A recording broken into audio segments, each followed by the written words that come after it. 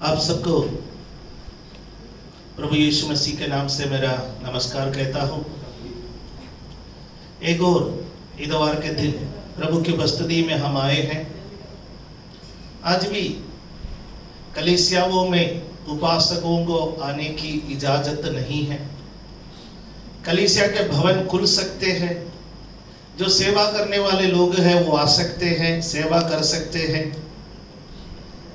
और मैं उम्मीद कर रहा हूं कि अगले सप्ताह तक शायद सरकार कुछ और निर्देश देंगे, ताकि कम से कम कुछ लोग आकर के परमेश्वर की आराधना और महिमा कलीसिया के भवन में कर सके और अन्य लोग घरों में बैठ करके ऑनलाइन माध्यम से परमेश्वर की महिमा कर सके। सरकार को आशंका है कि आने वाले समय जो डेल्टा वेरिएंट है वो आकर के हमारे देश को और परेशान करेंगे, इसलिए सरकार सचेत अवस्था में है। हमें भी सचेत अवस्था में रहना है, सरकारी नियमों का पालन करना है, ताकि हमारे देश को इस महामारी से छुटकारा मिल सके, पूरे विश्व को ये महामारी से छुटकारा मिल सके।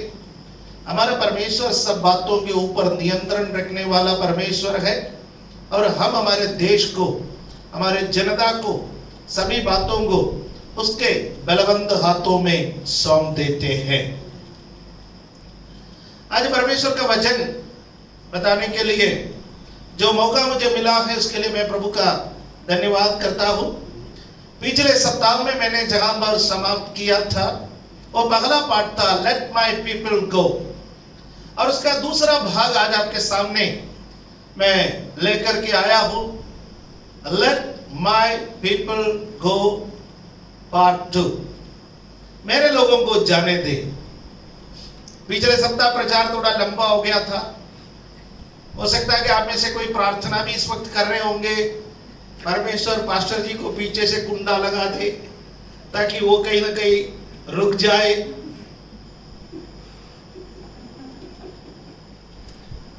ऐसा प्रार्थना परमेश्वर सुनता नहीं है।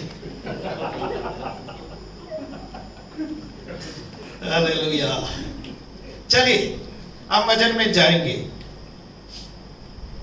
आज मुख्य रूप से वो जो 10 विपत्ति मिस्र के देश में पड़ा है उसके बारे में मैं चर्चा करना चाहता हूं।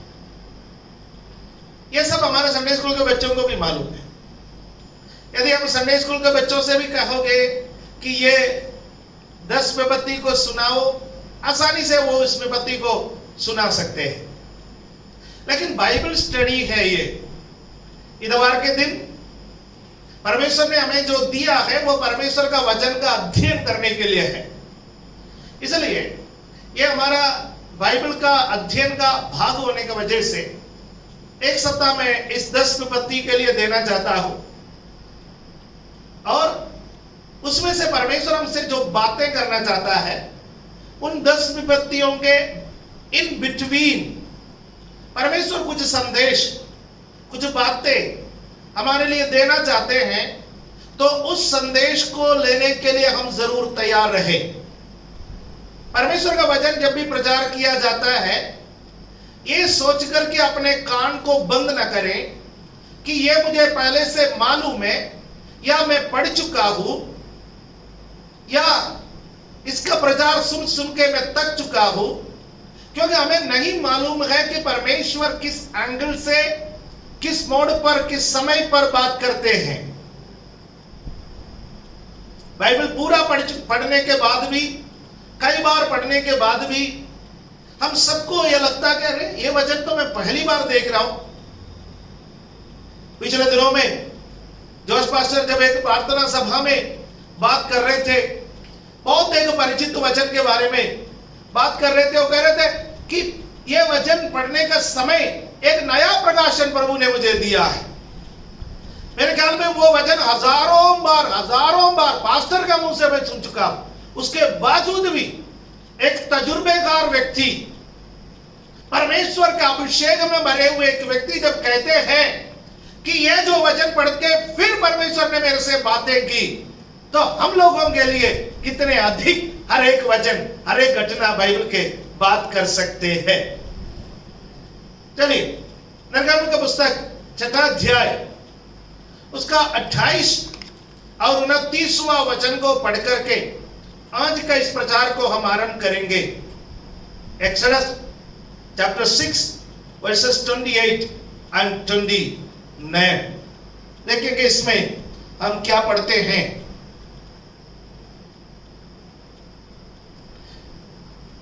जब यहोवा ने मिस्र देश में मूसा से ये बात कही, मैं तो यहोवा हूं, इसलिए जो कुछ मैं तुमसे कहूंगा वो सब मिस्र के राजा फिरौन से कहना। जब मैं ये बात पढ़ा तो मुझे प्रभु यीशु मसीह का एक बात याद आया। प्रभु यीशु मसीह ने कहा, जो पिता से मैं सुनता हूं मैं वो कहता हूं।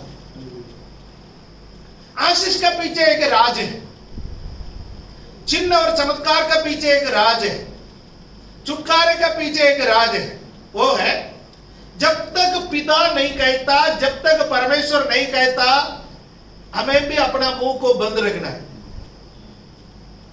जब वो कहता है हम सुने, और सुनने के बाद जब वो कहता है लोगों से बोलो, तब जब हम लोगों से बोलते हैं तो वो वचन कार्य करता है। भविष्यद्वक्ताओं की वाणी ये है, पुराने नियम में जब एलिया परमेश्वर से सुना और कहा कि जब तक मैं नहीं कहूंगा तब तक मेघ ना बरसेगा। अब वो वाणी कहीं भी एलिया का दिल और दिमाग से नहीं आई थी।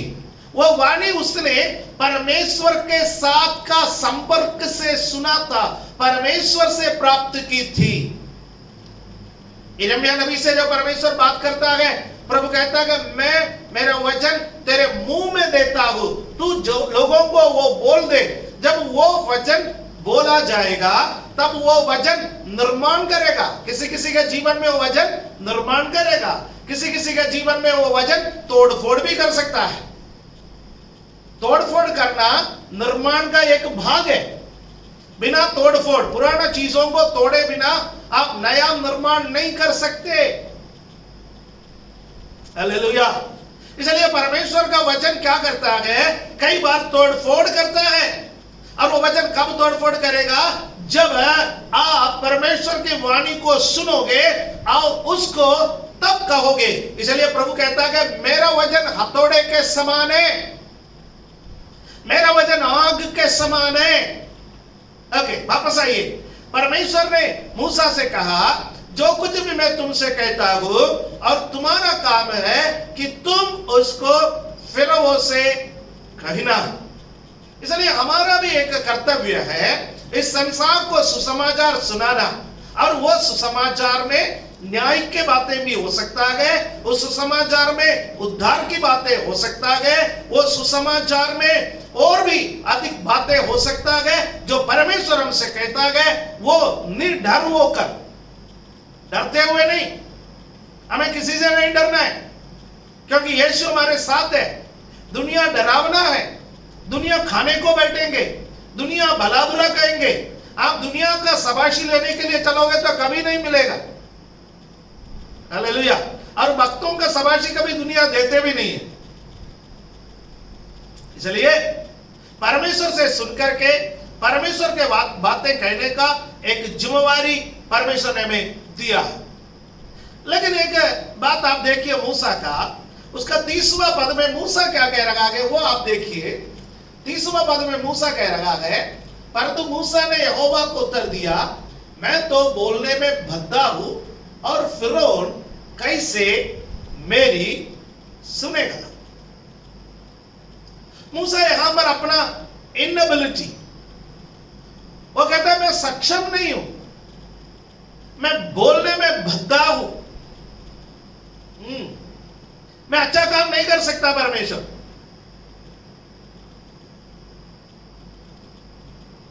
हम भी कभी कभी ऐसा है, जो हमारे पास है उस पर ध्यान नहीं देते, जो हमारे पास नहीं है उस पर ध्यान देते। कई बार हम सोचते हैं प्रभु मेरे पास इतना पैसा होता तो मैं ये करता। जब हमारे पास कलीसिया के भवन नहीं थे उस वक्त हमारा एक अच्छा मित्र भाई है, कलीसिया का भाई है, वो भी सुन रहे होंगे। कभी कभी हम लोग सेवकाई में जाने के समय वो मेरे से कहता था, पास्टर जी मैं सड़कों पर देख के चलता हूं कहीं कोई बैग मिल जाए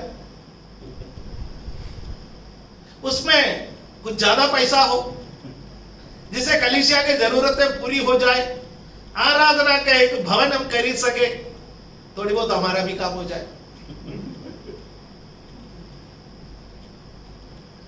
जो हमारे पास है उससे उससे उससे उसको सोच करके हमें चिंता करने की जरूरत नहीं। हालेलुया। ये सब अच्छे विचार से कहते हैं, कोई बुरे विचार से नहीं है। हम अच्छे विचार से बहुत सारे योजनाएं बनाते हैं और उनमें अधिकांश योजनाएं जो हमारे पास नहीं है उस पर आधारित है। और मूसा यहां पर क्या कह रहा है, परमेश्वर मेरे पास बोलने की क्षमता नहीं है, मूसा तुम्हारे पास जो है वो बोलो। आप अपने घर में आशीष पाना चाहता है, जो आपका घर में नहीं है उसके बारे में ज्यादा चर्चा मत कीजिए, जो आपके घर में है उसके बारे में ज्यादा चर्चा कीजिए, वो बढ़ेगा। क्योंकि एक प्रिंसिपल है, एक सिद्धांत है, वो सिद्धांत ये है जिस चीज के बारे में आप ज्यादा बात करते हैं वो आपके जीवन में बढ़ेगा। इसलिए यदि कोई भी व्यक्ति आपको ज्यादा परेशान करता है उसके बारे में ज्यादा बात मत कर लीजिए। आपको परेशान करने वाले व्यक्ति के बारे में आप ज्यादा बात करोगे तो आपको रात में नींद नहीं आएगी, आप परेशान हो जाएंगे क्योंकि वो बढ़ रहा है।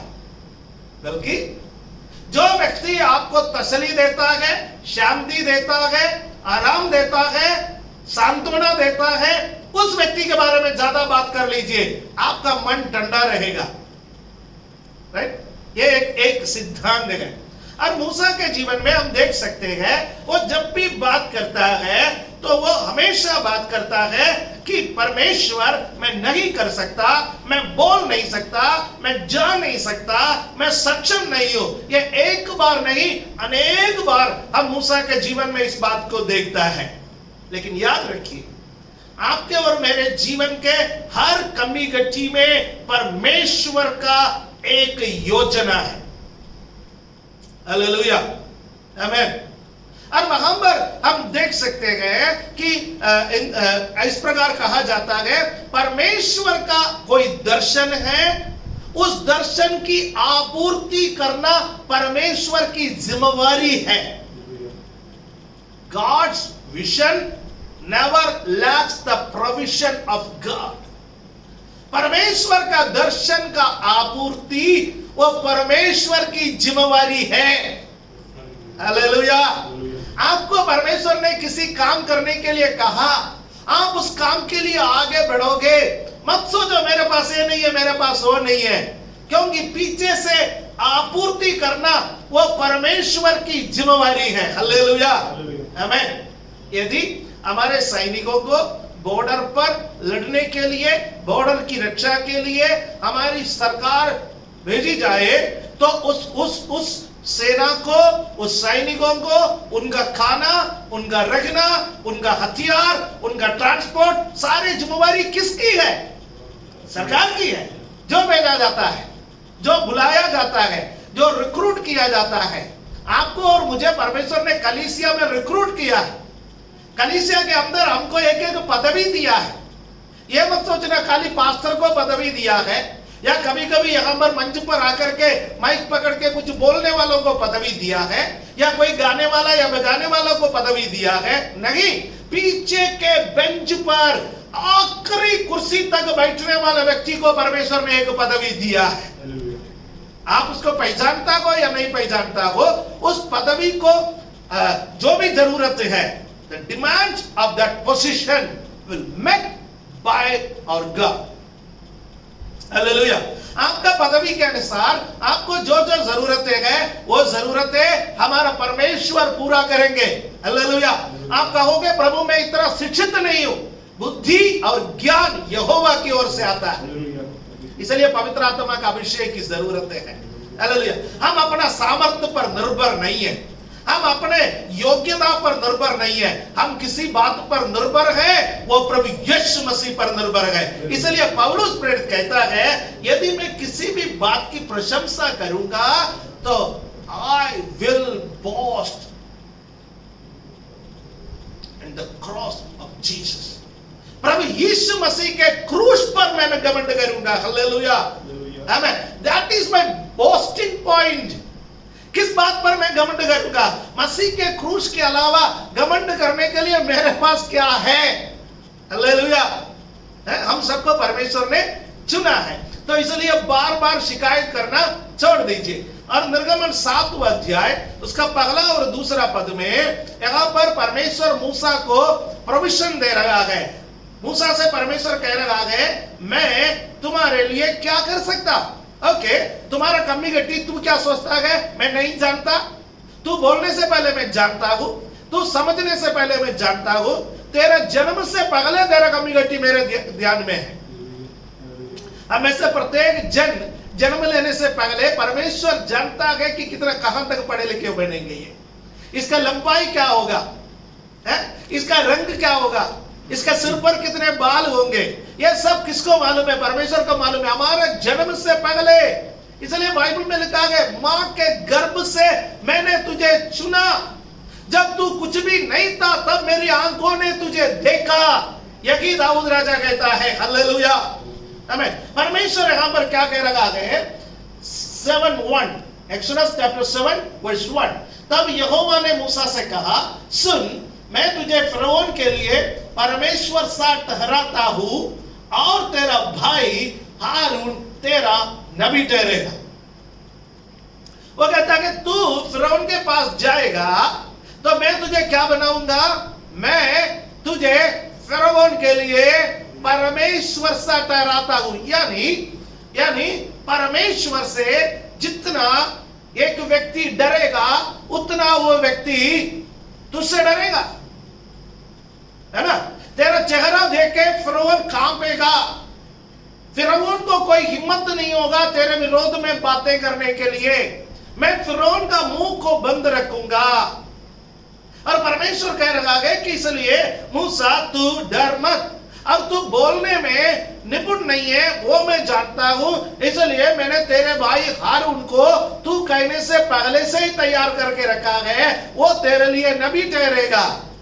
तू घर पर आराम से बैठ करके हारून को समझा देना, परमेश्वर यूं बातें कर रहा है, और जब तू जाएगा तो तेरे को बात करने का जरूरत नहीं है, तू परमेश्वर बन करके खड़े हो जाना, तू अपने पदवी में खड़े हो जाना। तेरे खातिर हारून से बोलेगा। किसको बोलेगा? फिरौन को बोलेगा। हालेलुया। हमारे लिए इंतजाम करने वाला परमेश्वर के लिए हम धन्यवाद करें। हालेलुया। हमारे लिए वो संसाधनों का इंतजाम करता है, हमारे खातिर बोलने वाला लोगों का वो इंतजाम करता है। आपको बोलने का जरूरत नहीं है। आमीन, हालेलुया। पुराने नियम में मूसा के लिए परमेश्वर ने एक हारून को दिया, एक मनुष्य को दिया, लेकिन नया नियम का विश्वासियों आपके लिए परमेश्वर ने स्वयं अपना आत्मा दी। प्रभु यीशु मसीह अपने चेलों से कहा कि मैं तुम्हें इस संसार में भेज रहा हूं। कैसे? भेड़ियों के बीच में भेड़ों के समान भेज रहा हूं। और भेड़ को बोलना क्या आता? मैं चाहे खाना खिलाओ तब भी मैं, चाहे उसको काटने के लिए पकड़ो तब भी मैं, कहीं भी हो भेड़ को एक ही आवाज बोलना आता है। तो प्रभु यीशु मसीह ने कहा कि मैं तुम्हें भेजता हूं, तो याद रखना कि जब वो लोग तुम्हें पकड़ के अदालतों में पेश करेंगे, राजाओं के सामने खड़ा करेंगे, या बुरी बुरी परिस्थितियों से जब तुम निकलोगे तो क्या कहेंगे, क्या सोचना? नो, आपको पहले से होमवर्क करने की जरूरत नहीं है। पवित्र आत्मा से भरे रहो। मैं तुम्हें एक ऐसा सहायक दूंगा जो बोलना है वो बोलेगा। हालेलुया, आमीन। मैं इन दिनों में पौलुस प्रेरित के जीवन के बारे में प्रेरितों का काम से जब अध्ययन कर रहा हूँ, प्रतिदिन में प्रेरितों का काम में उस भाग का जब अध्ययन करता हूँ, तो मैं देख रहा हूँ पौलुस प्रेरित कहां कहां खड़े हुए, राजाओं के सामने, अधिकारियों के सामने, गवर्नरों के सामने और फौजी लोगों के सामने, सबके सामने, और आम लोगों के सामने, और पढ़े लिखे लोगों के सामने, धार्मिक लोगों के सामने, अधार्मिक लोगों के सामने, हर जगह पर जब खड़े हो जाते थे, अलग अलग प्रकार से वो बातें करता था। हमें ये बुद्धि, ये ज्ञान किसने उनको दिया? ये बुद्धि और ये ज्ञान पवित्र आत्मा ने उनको दिया है। हालेलुया। हमें सच्ची भविष्यवाणियां लोगों ने उनके सामने की, है ना? लेकिन वो डरे नहीं। मैं ये नहीं कह रहा झूठी भविष्यवाणियां, सच्ची भविष्यवाणियां। अगबोस नामक एक भविष्यवक्ता, वो आकर के भविष्यवाणी किया है कि यरूशलेम में आप जाओगे तो आपको बांधा जाएगा, आपको अदालत में पेश किया जाएगा, कष्ट और दुख आपका इंतजार कर रहा है। यदि आप और मैं होता तो क्या करते? हम किसी मार्ग में से जा रहे हैं तो रास्ते में से जाने माने कोई परमेश्वर के दास हमें फोन करके बताए कि जिस रास्ते से आप जा रहे हो उस रास्ते में बड़ी दुर्घटना होने वाली है, कि आप वहां से लेफ्ट राइट होकर के दूसरा रास्ते से जाओ। बिल्ली रास्ता काटने से रास्ता बदल के जाने वाला विश्वासी लोग है। तो जाने माने वाले भविष्यवक्ता ऐसा बोलेंगे तो क्या करेगा? हमारा मन हमसे कहेगा दाएं बाएं इधर उधर से जाओ, क्योंकि हम दुर्घटना से बचना चाहते हैं। कोई बुरी बात नहीं है, गलत हम जो मौत है उससे हम बचना चाहते हैं।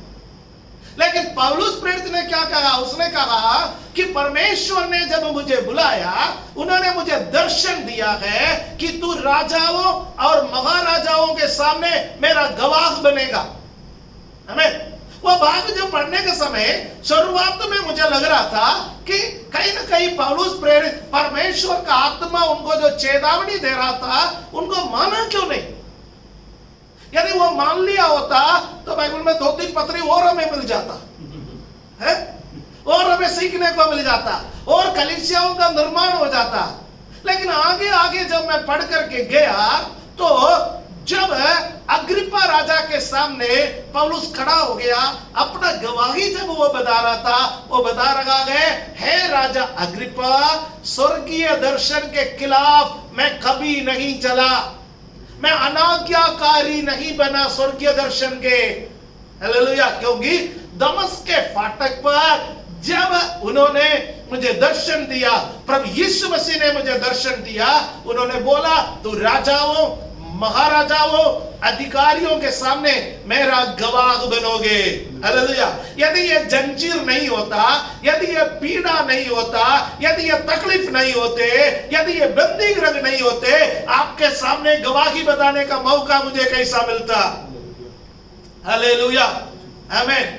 और पौलुस प्रेरित को परमेश्वर ऐसे ऐसे जगहों पर लेकर के गए कि एक मसीह व्यक्ति आजाद होकर के जाके सुसमाचार नहीं सुना सकते। वहां पर परमेश्वर ने पौलुस प्रेरित को बंदी बना करके ले जाकर के सुसमाचार सुनवाया। इसलिए वो हमेशा एक बात कहता है, हाथ तो बंधे हुए हैं पर मुंह नहीं बंधा है। हालेलुया। दुनिया आपका हाथ को बांध सकते हैं, आपका पैर को बांध सकते हैं, हालेलुया, लेकिन आपका मुंह को, आपका विश्वास को कोई नहीं बांध सकते हैं। हालेलुया। ये बाइबल को चाहे तो दुनिया आपसे छीन सकते हैं। ओ हालेलुया। कई लोग बाइबल को जलाते हैं, बाइबल को फाड़ देता है, डस्टबिन में डाल देता है। पिछले दिनों में कई लोगों ने मुझे फोन करके बता दिया, वो भाई ने बाइबल फाड़ दिया, ये भाई ने बाइबल फाड़ दिया। ऐसा कई लोगों को मैं जानता हूं जो बाइबल को फाड़ दिए गए, उसके बाद भी फिलहाल खुद फटे नहीं है, क्योंकि हम ऐसा बाइबल फाड़ने वालों का विनाश के लिए प्रार्थना करने वाले नहीं है। हम बाइबल फाड़ने वालों का उद्धार के लिए प्रार्थना करते हैं। हम सताने वालों का विनाश के लिए प्रार्थना करने वाले लोग नहीं है, हम सताने वालों का उद्धार के लिए प्रार्थना करते हैं। जी हालेलुया। हम उम्मीद करते हैं, विश्वास करते हैं, और हमारी प्रार्थना यह है, जिन हाथों से लोगों ने बाइबल फाड़ा, जिन हाथों से लोगों ने बाइबलों को जलाया, जिन हाथों से बाइबलों को कूड़े में डाला, उन हाथों से बाइबल उठा आकर गवाही दे कि मैंने यीशु को ग्रहण किया है, मैं यीशु का प्रचार करता हूं। हालेलुया। यदि पौलुस के जीवन में परमेश्वर बदलाव ला सकता है, कठोर से कठोर लोगों के दिलों में भी परमेश्वर बदलाव को ला सकते हैं। हालेलुया। मैं आपसे क्या कह रहा था? मैं आपसे कह रहा था कि मूसा के लिए परमेश्वर ने एक प्रोविजन बना के रखा, हारून का। हमारे लिए परमेश्वर ने जो एक प्रोविजन बनाया है वो पवित्र आत्मा का प्रोविजन है। हालेलुया, आमीन। परमेश्वर का धन्यवाद करें, जो पवित्र आत्मा हमें दिया उसके लिए धन्यवाद करें। प्रभु तेरा धन्यवाद, तेरा धन्यवाद। हालेलुया, तेरा पवित्र आत्मा का धन्यवाद हर समय मेरे संग रहता है, हर समय मेरा संग रहता है। जब भी मैं गलती करता हूँ वो मेरे अंदर बोलता है तू गलत कर रहा है। जब भी मैं मार्ग से भटक जाता हूँ वो बोलता है तू मार्ग से भटक रहा है। मुझे सही रास्ते पर ले चलने के लिए क्या बोलना है, मुझे समझाने के लिए क्या करना है, मुझे समझाने के लिए आपने अपना पवित्र आत्मा को मुझे दे रखा है। उस पवित्र आत्मा के लिए मैं धन्यवाद करता हूँ। हालेलुया, आमीन। हमारे लिए कोई मनुष्य नहीं दिया, हमारे लिए अलौकिक परमेश्वर ने अलौकिक पवित्र आत्मा को दिया है। और उसका दूसरा पद जब हम पढ़ेंगे, एक्सोडस चैप्टर 7 वर्स 2, जो जो आज्ञा मैं तुझे दूं वही तू कहना, और हारून उसे फिरौन से कहेगा जिससे वह इस्राएलियों को अपने देश से निकल जाने दे।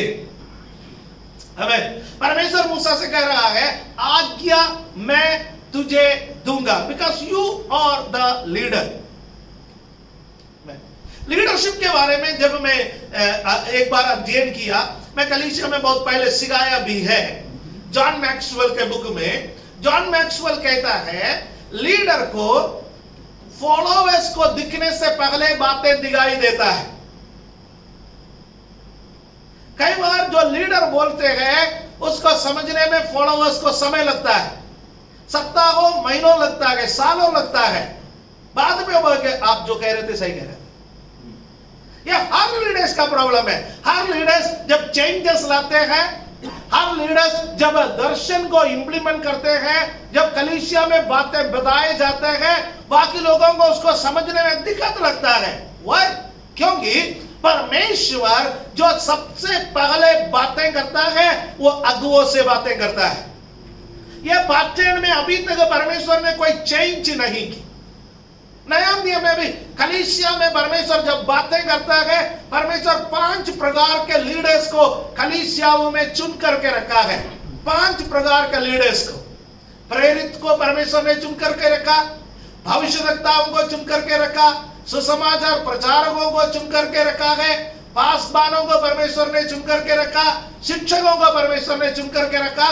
इफिसियों का पत्री 4 अध्याय उसका 11वां पद में हम इसके बारे में पढ़ते हैं। परमेश्वर ने एक वरदान के रूप में इस 5 प्रकार के अगुओं को कलीसिया में दिया है। हमें ज्यादा से ज्यादा लोग पास्टर को जानते हैं क्योंकि पास्टर ज्यादा प्रचार करते हैं, लेकिन 5 प्रकार के अगुवे कलीसिया के अंतर्गत है। और उन अगुओं से परमेश्वर क्या करता है? बातें करता है। और उनका जिम्मेवारी क्या है? बाकी लोगों को बताए। जब बाकी लोगों को बताते हैं तो क्या करेंगे? लोग छुटकारा पाएंगे।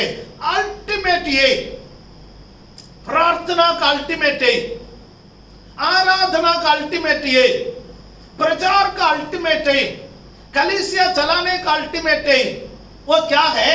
वो है निगल जाने दे, मेरे लोगों को जाने दे, पाप का बंधन से लोग छुड़ाए जाए। हालेलुया। शैतान के बंधन से लोग छुड़ाए जाए, फिरौन का बंधन से लोग छुड़ाए जाए। लोगों का छुटकारा नहीं होते तो हमारी आराधना सही जगह पर नहीं हो रहे। लोगों का छुटकारा नहीं होते तो हमारा प्रचार सही जगह पर नहीं लग रहे। लोगों की छुटकारा नहीं होते तो हमारे जो है हालेलुया प्रार्थनाएं सही जगह पर नहीं लग रहे हैं, डिस्ट्रैक्ट हो रहे हैं। सोचिए, आपके प्रार्थना से, आपका प्रचार से, आपकी आराधना से इन दिनों में पाप भी उद्धार पा रहे हैं? क्या लोग छुटकारा पा रहे हैं? हालेलुया। परमेश्वर ने मूसा और हारून को फिरौन के सामने क्यों भेजा? क्या कुछ चमत्कार कराने के लिए? मैं ये कर सकता हूं, मैं वो कर सकता हूं, मेरे पास ये पावर है, मेरे पास वो पावर है, ये दिखाने के लिए नहीं। अल्टीमेट मकसद क्या है? मुख्य मकसद है लोग छुटकारा पाए। क्या हमारा प्रार्थनाओं में हमारा मुख्य मकसद यह है लोग छुटकारा पाए? या हम लोग सोचते हैं मैं आशीष पाते जाए? आज एक संजीव ने जब भजन संगीता बोला 2-3 बार प्रॉस्पेरिटी गॉस्पेल का प्रयोग किया। क्यों उनको करना पड़ा? क्योंकि आज जो यीशु मसीह का सुसमाचार है, उस सुसमाचार के पैरेलल एक प्रॉस्पेरिटी गॉस्पेल चल रहा है।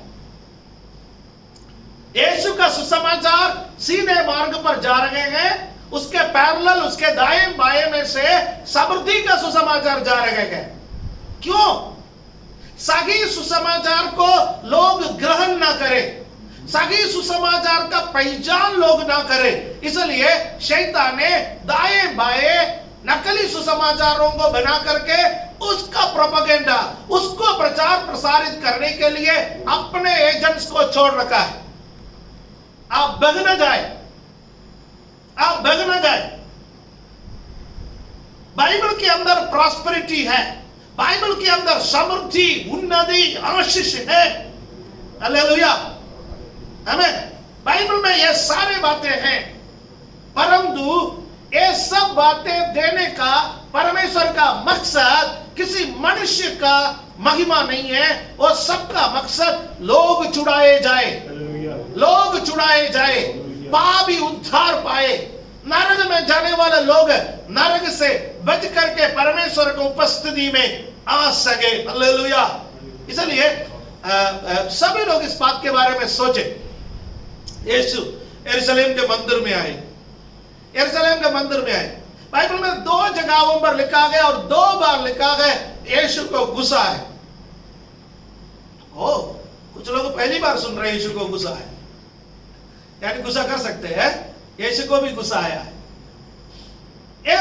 एक धार्मिक गुस्सा, एक धार्मिक गुस्सा वो आपके और मेरे अंदर भी होना चाहिए। पाप को बर्दाश्त नहीं करने के एक गुस्सा वो हमारे अंदर हो, वो पवित्रताई से निकलता है, वो हमारे बुलाहट से निकलता है, वो हमारा आत्मिक बोझ से निकलता है। हालेलुया। यीशु ने कहा मैं धर्मियों को ढूंढने के लिए नहीं, मैं धर्मियों को बचाने के लिए नहीं, मैं पापियों को बचाने के लिए आया हूं। और वो यरूशलेम का मंदिर में गए, वहां पर क्या नहीं था? बड़ा वैभव वाला मंदिर, जहां पर अंदर परम पवित्र स्थान है, जहां पर महायाजक साल में 1 बार जाते हैं। महायाजक का वेशभूष कितना अच्छा है, और वहां पर पवित्र स्थान है, वहां पर याजक लोग खड़े हैं, और वहां पर धूप वेदी है, वहां पर दीवट है, वहां पर मेष है, उस पर रोटी है, सब कुछ है, सारे वैभव वहां पर है। और आंगन में वहां पर बलिदान चढ़ते गए, वहां पर लोग भेंट लेके आ रखा गए, सब कुछ है, भीड़ भाड़ है, सब है। यीशु उस मंदिर में ढूंढ ढूंढ के वो जगह देख रहा था जहां पर नए लोग आकर के छुटकारा पा सके, जहां नए लोग आकर के परमेश्वर का दर्शन कर सके, परमेश्वर की आराधना कर सके, परमेश्वर की वाणी सुन सके। और वहां पर जाकर के देखा है तो वहां पर इलीगल कंस्ट्रक्शन हो चुका है, वहां पर व्यापारी लोग आकर के बैठा गए। चल क्या रहा है? तेल बेचने वालों का मेष। मैं आज का भाषा में बोल रहा हूं। वहां पर लोगों ने तेल बेच रखा है, 200 रुपए में, 300 रुपए में, 100 रुपए में। वहां पर लोगों ने पानी का बोतल लगा रखा है बेचने के लिए।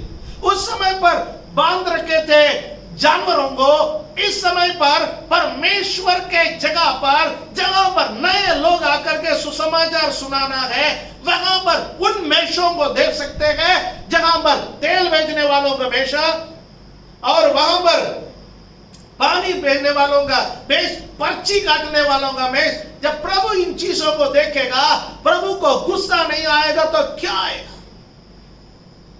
सोचिए, आपका घर एक प्रार्थना का घर है, आपकी कलीसिया एक प्रार्थना का घर है, आत्माएं बजना है।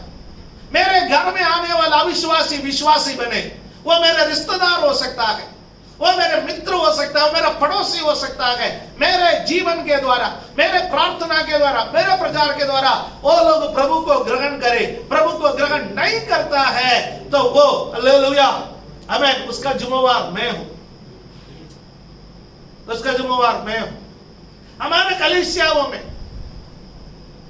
नए लोगों के लिए एक स्थान चाहिए, नए लोगों को वचन सुनने का, नए लोगों के लिए प्रार्थना ग्रहण करने का, नए लोगों के लिए काउंसलिंग ग्रहण करने का एक स्थान हमारा कलीसिया में चाहिए। परमेश्वर ने हमें इसलिए नहीं बुलाया है कि हम एक झुंड बन जाए, हम एक झुंड बन करके अपने में मस्त हो जाए, अपने में संतृप्त होकर के जीवन बिताने के लिए परमेश्वर ने हमें नहीं बुलाया है। परमेश्वर ने हमेशा हमें सेवा के लिए बुलाया है, सेवा के लिए। आज कोई तो कहे प्रभु तेरा सेवा के लिए मुझे लायक बना, तेरा सेवा का बुलाहट मुझे दे, यदि मैं मार्ग से भटक गया है तो वापस आने में मेरी सहायता कर। हालेलुया, हमें परमेश्वर मूसा और हारून से कह रहा है, मैं तुम लोगों को मिस्र में इसलिए लेकर के नहीं आया है कि तुम लोग कोई चमत्कार करे और वाह लूटे और यहां से चले जाए। मैं तुम लोगों को इसलिए लेकर के आया हूं कि मेरे लोग यहां से जाए, मेरे लोग गुलामी से छुटकारा पाए, मेरे लोग पाप से छुटकारा पाए। हालेलुया, प्रेज द लॉर्ड, आमीन। द प्लान ऑफ गॉड, परमेश्वर का योजना। अगला एक कंट्रोवर्शियल सब्जेक्ट है, आप लोग इसको पढ़ना है, इसको देखना है। यहां पर 7वां अध्याय का एक्सोडस चैप्टर 7 वर्सेस 3 to 5, तीसरा पद से लेकर के 5वां पद तक पढ़ने का समय, यह थोड़ा समझने में एक हार्ड वाला पार्ट है, समझने में थोड़ा सा हार्ड है पार्ट। देखिए, परंतु मैं फिरौन के मन को कठोर कर दूंगा। ये कौन कह रहा है? परमेश्वर कह रहा है, परंतु मैं फिरौन के मन को कठोर कर दूंगा और अपने चिन्ह और चमत्कार मिस्र देश में बहुत से दिखलाऊंगा, तो भी फिरौन तुम्हारी ना सुनेगा और मैं मिस्र देश पर अपना हाथ बढ़ाकर मिस्रियों को भारी दंड देकर अपनी सेना अर्थात अपनी इस्राएली प्रजा को मिस्र देश से निकाल लूंगा। और जब मैं मिस्र पर हाथ बढ़ाकर इस्राएलियों को उनके बीच से निकालूंगा, तब मिस्री जान लेंगे कि मैं यहोवा हूं। इसके साथ साथ हम निकाल कर रखेंगे एक्सोडस चैप्टर 9 वर्सेस 15 to 17, उसको हम निकाल करके रखेंगे। इसको मैं बोलने के बाद फिर मैं उसमें जाना चाहता। मैं जब संडे स्कूल पढ़ रहा था, छोटा बालक था, तो मैंने अपने संडे स्कूल के टीचरों से इस बात पर बात करते थे कि परमेश्वर ने फिरौन के मन को कठोर कर दिया, तो इसमें फिरौन का दोष क्या है ना? हम लोग हिंदी में कहावत कहते गए, उसके मर्जी के बिना पत्ते भी नहीं हिलते, है ना? यानी हम परमेश्वर के मर्जी के बिना कुछ भी नहीं होता है। ये परमेश्वर के सर्वज्ञान को, सर्वशक्ति को प्रदर्शित करने वाला एक स्टेटमेंट है। इस स्टेटमेंट का अर्थ है परमेश्वर सर्वशक्तिमान है, परमेश्वर सर्वज्ञानी है, उसके मर्जी के बिना कुछ भी नहीं होता। और यहां पर परमेश्वर कहता है, मैं फिरौन के हृदय को कठोर कर दूंगा। आप जाओ मूसा, आप जाओगे, आप बताओगे, है ना, आप चिन्ह और चमत्कार करोगे, आपके खातिर हारून बात करेगा, मैं सारे प्रबंध आपके लिए कर लिया है, परंतु फिरौन के मन को मैं क्या करूंगा? कठोर करूंगा। उसके बाद मैं मिस्र में चिन्ह और चमत्कार दिखाऊंगा और मैं मिस्रियों को दंडित करूंगा। उसके बाद हम इस्राएलियों को वहां से छुड़ा करके लेकर के आऊंगा। मैं सोचने लगा, प्रभु जब आप भी सब कुछ कर रहा है, लोगों का मन को नरम भी करने वाला, लोगों का मन को कठोर करने वाला भी आप, फिर हम क्यों गीत गाए, हम क्यों प्रचार करें? हमको तो रास्ते में से निकाल ही दो। कठोरी आप ही करता है, नरम भी आप ही कर रहा है। फिर एक वचन में प्रभु कहता है जिस पर मैं दया करना चाहता हूं मैं करूंगा। थोड़े दिन पहले हम बोला था ना, जिस पर मैं दया करना चाहता हूं मैं करूंगा। तो दया भी आप ही करता है, फिर हमें क्यों फंसा रखा है? ये मेरे मन में बहुत बहुत टेंशन पैदा किया था, बहुत समय। फिर धीरे धीरे सेवकाई में आने का समय तक मुझे इन चीजों के बारे में नहीं मालूम था। मैंने परमेश्वर से फिर बातें की। अब हम एक्सोडस चैप्टर 9 वर्सेस 15 to 17 पढ़ेंगे। उसके बाद में उसको यदि आप समझ सके, यदि मेरा एक्सप्लेनेशन ठीक लगे तो आप ले लेना, नहीं ठीक लगे तो आप जैसा मानते हैं वैसा ठीक है। क्योंकि कहीं भी नहीं लिखा है मेरा एक्सप्लेनेशन यही मानोगे तो आप स्वर्ग राज्य में जाएंगे। स्वर्ग राज्य में जाने का आधार मेरा एक्सप्लेनेशन मानना नहीं है, स्वर्ग राज्य में जाने का आधार यीशु को ग्रहण करना है। चलिए आप मेरे से वियोजित हो जाए मुझे कोई प्रॉब्लम नहीं है, राइट? कि जो प्रभु ने मुझे सिखाया वो मैं आपसे बोल रहा हूं, क्योंकि ये मेरा मन में एक सवाल था। Okay, exodus chapter 9 versus 15। मैंने तो अभी हाथ बढ़ाकर तुझे और तेरी प्रजा को मरी से मारा होता, ये भी प्रभु कहता है। फिर से पढ़ेंगे। प्रभु कहता है मैंने तो अभी हाथ बढ़ाकर तुझे और तेरी प्रजा को मरी से मारा होता और तू पृथ्वी पर से सत्यानाश हो गया होता, परंतु सचमुच मैंने इसी कारण तुझे बचाए रखा है कि तुझे अपना सामर्थ्य दिखाऊं और अपना नाम सारी पृथ्वी पर प्रसिद्ध करूं। क्या तू अभी भी मेरी प्रजा के सामने अपने आप को बड़ा समझता है और उन्हें जाने नहीं देता? सुनिए, यहां प्रभु क्या कहता है? प्रभु कहता है फिरौन, यह बहुत समय के बाद है, कई विपत्ति आने के बाद है। शायद 6 विपत्ति ऑलरेडी जा चुका है, 6 या 7 विपत्ति जा चुका है। उसके बाद परमेश्वर फिरौन से बात कर रहा है, फिरौन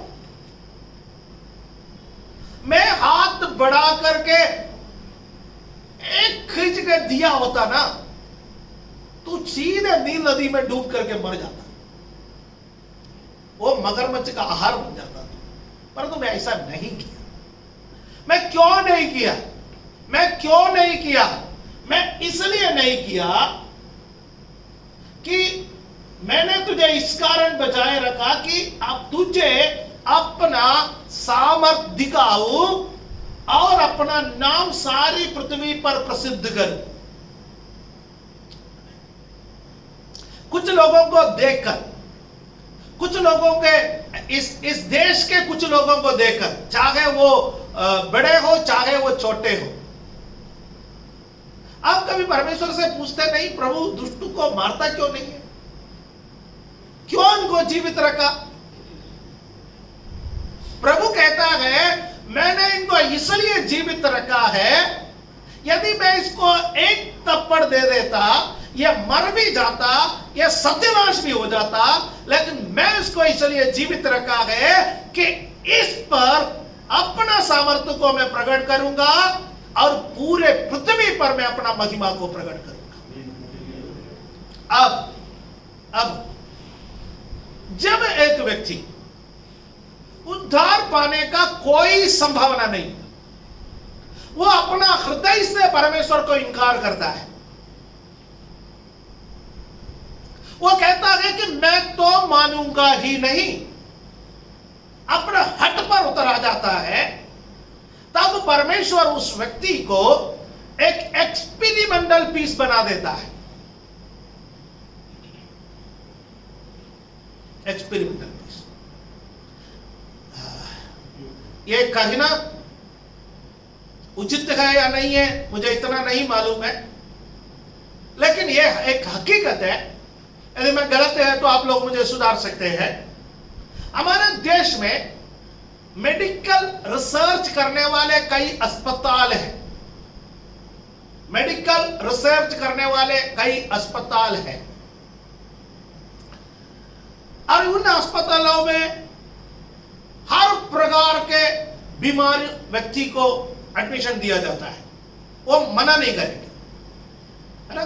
कुछ अस्पताल है हमारे पास यहाँ पर नहीं है जी आप ले जाओ, यहाँ नहीं है जी आप ले जाओ, यहाँ सुविधा नहीं है जी आप ले जाओ। लेकिन जहां पर अनुसंधान रिसर्च चलते हैं वहां हर व्यक्ति को ले लेता है विद द कंडीशन।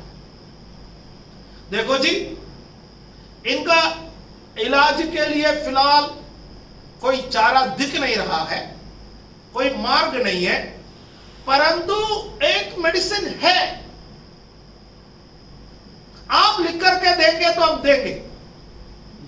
अब आप जब बाहर खड़े रहता है, हमारे परिवार का हमारा सदस्य मर रहे, हमको मालूम है he or she is going to die, 2-4 दिन का मेहमान है, 2-4 सप्ताह का है। जब कोई भी चारा नहीं है, हम बोलेंगे डॉक्टर साहब जो आप करना चाहता है कि आप कर लीजिए, इंजेक्शन दे दीजिए, कहीं से भी मंगवा दीजिए, 2-4 पेपर हमारे पास आएगा। कौन पढ़ता है जी? कोई पढ़ता है? सब साइन करके दे देता है। फिर उस मरीज, डॉक्टर को मालूम है ये मरीज बचेगा नहीं, फिर उसको उस पर प्रयोग किया जाता है, हाँ ये रिस्पॉन्ड कर रहा है या नहीं। वो किसी मरीज को मारने के लिए नहीं, वो किसी मरीज पर जुर्म करने के लिए नहीं, बल्कि एक नया मेडिसिन आया है। जब तक उस मेडिसिन का क्लिनिकल ट्रायल नहीं हो जाता है तब तक वो किसी और का जान नहीं बचा सकता है। जब डॉक्टर को लगता है कि इस पेशेंट बचेगा नहीं तो एक नया मेडिसिन प्रयोग करता है। इसको कहता है कि आपातकालीन स्थिति में रेमडेसिविर का इंजेक्शन भी उसी स्थिति में देना आरंभ किया था। अब ब्लैक फंगस का जो इंजेक्शन है वो भी उसी स्थिति में देना आरंभ किया है। बहुत सारे इंजेक्शन है, प्लाज्मा थेरेपी भी वहीं से आया है। बहुत सारे चीजें बाद में क्लिनिकल ट्रायल के बाद हमारे वैज्ञानिकों ने बोला इसका कोई प्रमाण नहीं है, इसका कोई सबूत नहीं है, भाई इसको क्यों दिया जा रहा है। जब तक क्लिनिकल ट्रायल नहीं हो जाता है भविष्य का लोगों का फायदा कैसे होगा। इसलिए परमेश्वर को मालूम है, परमेश्वर को लगा कि ये फिरौन उद्धार पाने वाला नहीं, ये मन फिराने वाला नहीं, ये हठीला आदमी है, तो परमेश्वर ने उसको एक क्लिनिकल ट्रायल के लिए इस्तेमाल किया।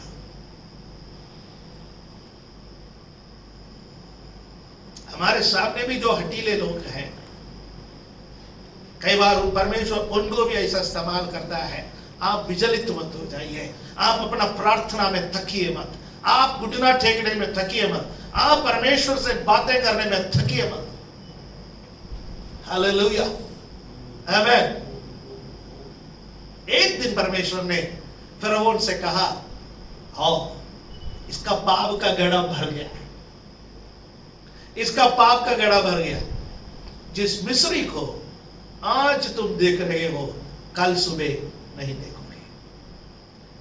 ये सारे क्लिनिकल ट्रायल पूरा हो गया, फिरौन पर सारे क्लिनिकल ट्रायल पूरा हो गया और परमेश्वर ने कहा this is the time to take the final victory.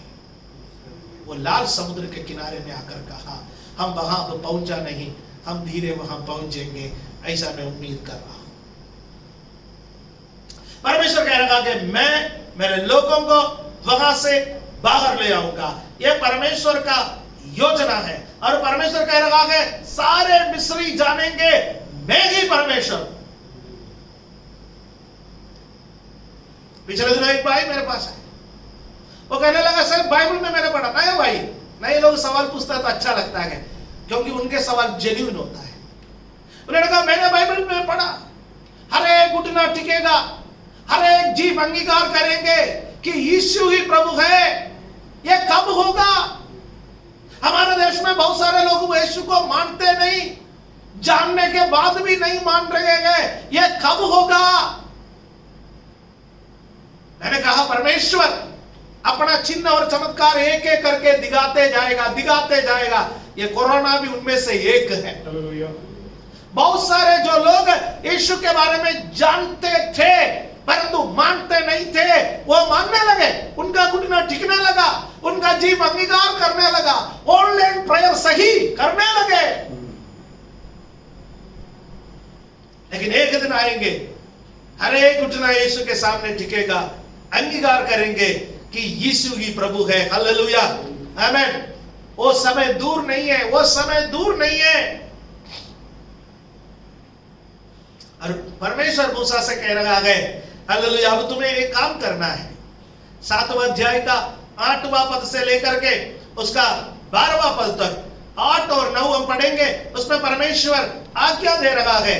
क्या आज्ञा दे रहा है? 8 और 9 में, फिर यहोवा ने मूसा और हारून से इस प्रकार कहा, जब फिरौन तुमसे कहे अपने प्रमाण का कोई चमत्कार दिखाओ, तब तू हारून से कहना अपनी लाठी को लेकर फिरौन के सामने डाल दे कि वो अजगर बन जाए। और 10वां पद, तब मूसा और हारून ने फिरौन के पास जाकर यहोवा की आज्ञा के अनुसार किया। और जब हारून ने अपने लाठी को फिरौन और उसके कर्मचारियों के सामने डाल दिया, तब वो अगर या अजगर बन गया, वो अजगर बन गया है। और आगे, तब फिरौन ने पंडितों और टोना करने वालों को, जादूगरों को बुलवाया और मिस्र के जादूगरों ने आकर अपने अपने तंत्र मंत्र से वैसा ही किया। राइट। और यहां पर परमेश्वर का कार्य को देखिए। हारून का लाठी, मूसा का लाठी अब हारून के हाथ में आया है। वो लाठी को और परमेश्वर ने कहा नीचे डालो, फिरौन के सामने नीचे डाल देना। और उन लोग गए, नीचे डाल दिया। जब नीचे डाल दिया तो वो सर्प बन गया है। फिरौन ने कहा, ये कौन सी बड़ी बात है? आपको मैं बताना चाहता हूं, ये पहला चमत्कार परमेश्वर ने फिरौन के सामने क्यों दिखाया। आप सोचेंगे इसका और फिरौन का बीच का संबंध क्या है। आज मैं थोड़ा स्लो जा रहा हूं, ठीक है? हर दिन स्पीड भी अच्छा नहीं लगता, ओके? कभी कभी स्लो भी होना चाहिए। किसी किसी दिन हंसे, किसी दिन गंभीर हो जाए, है? आप यदि फिरौन का इतिहास पढ़ोगे तो फिरौन का जो क्राउन है, फिरौन के सिर पर जो मुकुट रखा है, उस मुकुट में एक सर्प है। वो उसका अधिकार है, वो उसको मानता है। और बाइबल की भाषा में देखा जाए तो सर्प वो कौन है? इब्लीस, शैतान। हालेलुया, है? अब पिछले दिनों में फेसबुक में एक सवाल आया था। मैंने कई लोगों से पूछा, दुनिया का सबसे पहला सवाल किसने पूछा था? दुनिया का सबसे पहला सवाल किसने पूछा? बाइबल में है। बाइबल का सबसे पहला सवाल किसने पूछा? सर्प ने। सर्प ने हवा से पूछा कि क्या वास्तव में परमेश्वर ने इसको खाने के लिए या छूने के लिए या मना किया है? इसलिए क्वेश्चन मार्क। ये क्वेश्चन मार्क क्या है? एक सर्प है। नहीं है तो स्कूल में पढ़ने वाले हमारे बच्चों से पूछो, ये हर इसी से डरते हैं वो। हमारे बच्चे पूरे साल किसी बात से डरते हैं तो ये सर्प से क्वेश्चन मार्क। अब फिरौन के क्राउन में एक बड़ा क्वेश्चन मार्क है, एक बड़ा सर्प है। और परमेश्वर ने कहा तेरे सिर पर जो रखा है ना ये सर्प, देखो नीचे। और फिरौन ने कहा इसमें कौन सी बड़ी बात है, मेरे पास जादूगरों की झुंड है, मैं उसको उड़ा लेता हूं। तुम एक सर्प बना सकते हो तो मैं दर्जन भर सर्प बना सकता हूं। वो अपना जादूगरों को बुलाया, दर्जन भर सर्प बना दिया। लेकिन दुख की बात यह रहा, जितने जादूगर अपना छड़ी साथ लेकर के आए वो खाली हाथ वापस गए। परमेश्वर से पंगा लोगे तो तुम नंगे ही होगे। इसलिए परमेश्वर से पंगा लेना छोड़ दो। राइट? परमेश्वर से पंगा लेने के लिए जादूगरों ने अपने जादू की छड़ियां लेकर के आए और वो भी सर्प बन के गए। परंतु हारून की जो लाठी जो सर्प बन गया था वो बाकी सारे सर्पों को खा लिया। परमेश्वर ने फिरौन को बताया, फिरौन तेरे पास जितना ताकत है, पंगा लोगे सब इधर को जुड़ते जाएगा, तू कमजोर होते जाएगा, एक एक करके तेरा अधिकार, एक एक करके तेरा शक्ति छीन लिया जाएगा।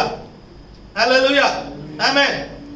हमें डरने की जरूरत नहीं है। चिन्ह और चमत्कारों के पीछे मत भागिए, क्योंकि जादूगर भी चिन्ह और चमत्कार कर सकता है। फिरौन यही बता रहा है, जो जादूगरों के अधिकार, जादूगरों के शक्ति, उस अधिकार और शक्ति को परमेश्वर के द्वारा हड़प लिया गया, परमेश्वर के द्वारा ले लिया गया है। इसलिए जगह जगह कलीसिया स्थापित होता है कि लोग विचलित क्यों होता है? जगह जगह कलीसिया स्थापित होता है कि लोग विचलित हो जाता है। अमेरिका में केस आया था, मैंने कहानी सुना है। एक केस आया था, एक चर्च के पास एक बार था। पहले बार, चर्च बाद में आया। पहले बार अच्छा कारोबारी कर रहा था, शाम को दारू पीने के लिए लोग आते थे, ये आते थे, बहुत सारे, वो बहुत पैसा कमा रहा था। और जब से वहां पर चर्च शुरू किया और प्रार्थना चलने लगे, बार का बिजनेस नीचे नीचे नीचे नीचे नीचे नीचे होने लगा। और एक दिन इस बार का मालिक ने अदालत में जाकर के एक याचिका दायर की कि जब से ये चर्च आया गया, चर्च ने मेरा बिजनेस खा लिया। और चर्च के पास्टर को बुला लिया गया है, चर्च के पास्टर को बुलाया और चर्च के कमेटी मेंबर से बुला लिया गया है। और पास्टर से जज ने पूछा है कि आपके ऊपर एक आरोप लगाया जाता है कि जब से आपका चर्च यहां पर आया है, तब से ये बार बंद होने के कगार पर आ गया है, वो अपना जुर्माना मांग रहा है, मैं क्या फैसला दूं? आपको क्या इसका बचाव में कहना है? तो चर्च के पास्टर ने कहा है, sir I deny the church, मैं इसका इनकार कर रहा हूं, ये जो बोल रहा है झूठ बोल रहा है। और जज ऐसा बैठ करके देखने लगा, कहने लगा, अब मैं फैसला क्या करूं? यहां पर एक अविश्वासी जो विश्वास की बात कर रहा है, चर्च आने से मेरा पाप का कारोबार बंद हो गया है, और यहां पर एक विश्वासी विश्वास का प्रचार करता है, उसको अपना परमेश्वर पर विश्वास नहीं है ना? You got my point, right? ये हकीकत है। इसलिए शैतान क्या करता है, जगह कलीसिया स्थापना हो जाता है, वहां शैतान अपना लोगों को खड़ा कर देता है कि विरोध करो, विरोध करो। क्योंकि हालेलुया, ये वो सर्प है, बाकी सर्पों का, मेरे ख्याल में मिथुन चक्रवर्ती को भी ये मालूम था कहानी, ज्यादा सोचिए मत। हालेलुया, आपको परमेश्वर ने जगह पर रखा है, आपके हाथ में जो परमेश्वर का वचन, परमेश्वर का लाठी है, जब आप इसको बोला जाता है, आप इसका प्रचार किया जाता है। इसलिए बाइबल में लिखा है, जहां परमेश्वर का वचन जाता है, वहां परमेश्वर का कार्य भी साथ में जाता है, वहां परमेश्वर का चिन्ह और चमत्कार जाता है। हालेलुया, प्रेज द लॉर्ड, आमेन, आमेन। और परमेश्वर को मजबूर होना पड़ा मिस्र में 10 विपत्ति भेजने के लिए। और मैं आज आपके सामने 10 विपत्ति का भूमिका बनाया है। हालेलुया, मेरे लोगों को जाने दो, पार्ट 3 नहीं होगी, टॉपिक अलग होगा, लेकिन मैं कंटिन्यू करूंगा। मुझे आपको वचन सिखाना है, परमेश्वर ने हमें इन बातों से सीखने के लिए रखा है। आप अपने आप को कम मत समझो, जहां आप है, आपके पास इतना अधिकार, इतना पावर परमेश्वर ने दिया है, चाहे आपके विरोध में जितने भी शैतानी ताकतें आएंगे, सबको आप खा जाएंगे। आज से फिलहाल मेरे विरोध में जादू कर रहे, वो जादू कर रहे, ये जादू कर रहा है, शिकायत करना बंद करो, प्रार्थना करना आरंभ करो, बाइबल पढ़ना आरंभ करो, प्रभु से कहो, प्रभु हालेलुया मैं अकेला काफी हूं, हालेलुया। 1 दर्जन सांप आ जाए, 1 दर्जन जादूगर आ जाए, 1 दर्जन तंत्र मंत्र करने वाला आ जाए, जो कोई आ जाए, उसको खाने के लिए मैं अकेला काफी हूं, मेरा परिवार अकेला काफी है। वो हालेलुया उसका ताकत खत्म हो जाएगा, लेकिन मेरा ताकत बढ़ते जाएगा, क्योंकि मैं सर्वशक्तिमान परमेश्वर पर विश्वास करने वाला व्यक्ति हूं। आज जो परमेश्वर ने मुझे वचन दिया है, बहुत पॉइंट है इसमें, बहुत सारे बातें हैं, मैंने आपको बताया है। यदि मैं आगे चलूं तो ओवरडोज हो जाएगा। ओवरडोज हमेशा हानिकारक है। हालेलुया, आमीन। कहीं ऐसा ना हो ये 4-5 लोग मेरे सामने बैठे गए भी भाग जाए और मैं अकेला रह जाऊं। इसलिए फिलहाल हम बंद करें, फिलहाल हम प्रार्थना करें, अपने आंखों को बंद करें। हालेलुया। रिबा मामा शखा नदीरा, रिबा बाबा शथा रगल। प्रभु आज जो भी आपने वचन से हमें सीखा है, हम आपका धन्यवाद करते हैं। हम पहले जैसा ना रहे, हम संसार के उन बातों से ना डरे। आपने जो सेवकाई के लिए हमें बुलाया, आपने जिन बातों के लिए हमें बुलाया, हम अपने बुलाहट पर कायम रहे। यदि हम हमारे बुलाहट पर कायम रहेंगे तो परमेश्वर वो कार्य जो आप हमसे करवाना चाहते हैं आप करवाएंगे। धन्यवाद देता है, धन्यवाद देता है।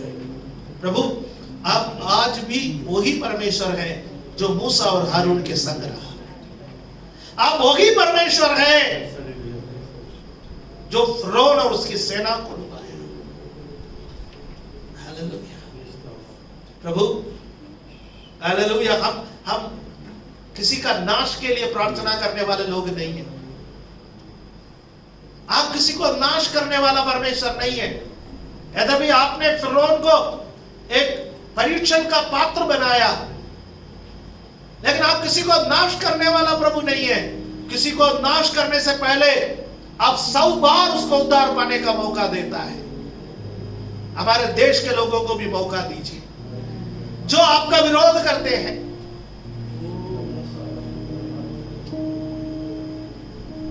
जो आपको और आपके लोगों से नफरत करते हैं, जो आपका नाम को मिटाने का कोशिश करते हैं।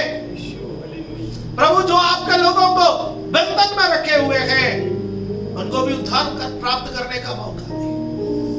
धन्यवाद देता है, धन्यवाद देता है। आदर महिमा आपको देते हैं। यीशु मसीह का पवित्र नाम से इस प्रार्थना को हम मांगते हैं, आमीन।